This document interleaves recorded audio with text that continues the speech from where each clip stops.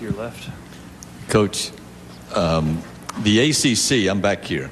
The ACC is sort of toying with an NFL-style injury report for their coaches during the season. I was wondering if you thought that would work or how you'd feel about having to do that in the college game. You know, if everybody else is doing it, I don't have a problem with it. You know, hey, it's easy to say probable, out, maybe. It just cuts how much I got to say down. In the front on the aisle. Coach, if you can, specifically, what did you tell your guys after the LSU game? It must have been real. Well, the first thing I told them was they didn't lose the game, I did. And I did. That dumb decision to try to get a touchdown just before the half, that was stupid.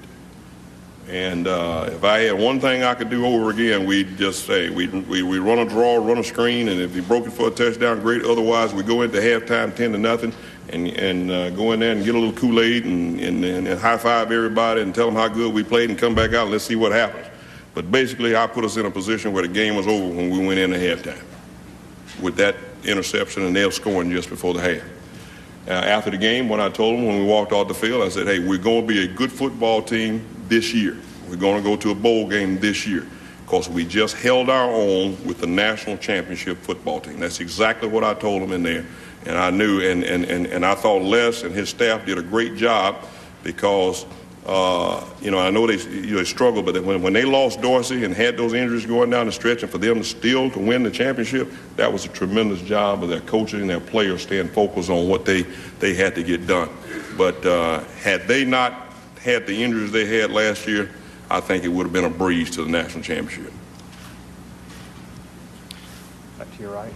Near the Coach, could you talk a little bit about your opening game at Louisiana Tech? It's sort of unusual for an SEC team to play there. Well, I haven't. I've never played there before, and I think we're going to have to make some adjustments in our schedule. You know, when we leave and how we dress and all those sort of things. But you know, we look forward to the game. Our staff, we were looking at some film of them the other day. You know, they played some good football last year. They made it tough on Hawaii, who I thought June and his staff did a great job with that program last year. I watched Hawaii on several games on TV. They were a very good football team, and that was a very close game. I think Hawaii beat them in overtime. Tech played Boise State extremely close last year. So it is the game we're focusing on right now. And it's going to be a tough game. We're going in their territory, so we're playing a road game right from the start. We're going to have to be totally prepared and ready to play. It's important for us and our players is something we want to improve on is being able to get off to a good start in the season, get off to a good start in the first quarter in our games. We know we have traditionally finished strong. We need to start faster. right here in the middle.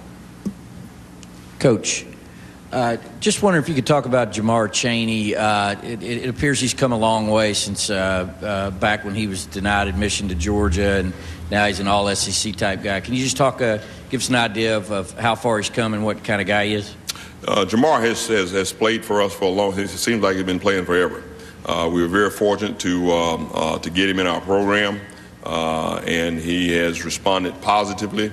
He has done a good job academically and has played extremely well.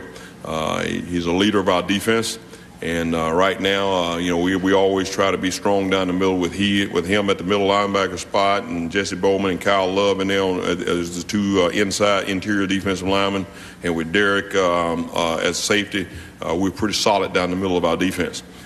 So if we expect his play to improve, I think he is, even from the spring to the summer, I think he's really changed his body. I think his conditioning, one of the things that we talked to him about at the end of spring is that he had to improve his endurance level and get stronger, and I think he's done that. I don't know if you can tell, you probably can't tell with that suit on because he's got it draped on him pretty good, but he's a pretty cut individual now. And I think he's really changed his body since spring practice.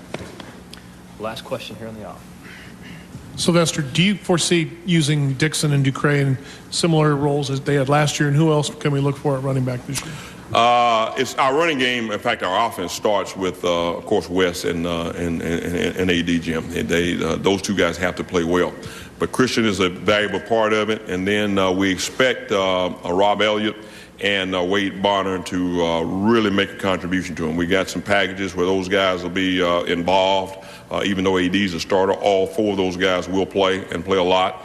But Rob and Wade give us some explosiveness at the running back position that we have not had since Jarius went to the Falcons. So, yeah, we expect those four guys to be an integral part of what we do offensively. Coach, thank you.